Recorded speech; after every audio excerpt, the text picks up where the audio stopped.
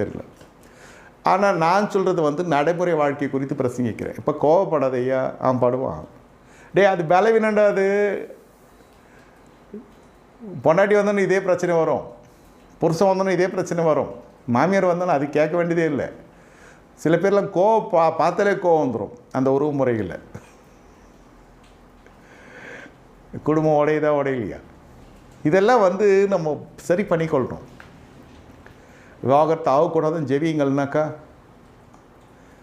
மாயம் மந்திரம் தந்திரம் கோவத்தை கண்ட்ரோல் பண்ணியா முடியாது. ஏன்னா அவனுக்கு உள்ளே போகிறதெல்லாம் ஆசனத்து வழியாக வருது. அந்த சில ஃபுட்டு வந்து அவனை ரொம்ப இது பண்ணி விட்ரும். இதனால் அசைவம் அது சைவம்னு சொல்ல. கோபன்றது சுபாவம், சாப்பாடுன்றது பசி, ஆகாரம் வேறு, சுபாவ கிளைகள் வேறு. அவன் சொல்லுவான் இதெல்லாம் சாப்பிட்டாலும் நல்ல கோபம் வந்துடும்.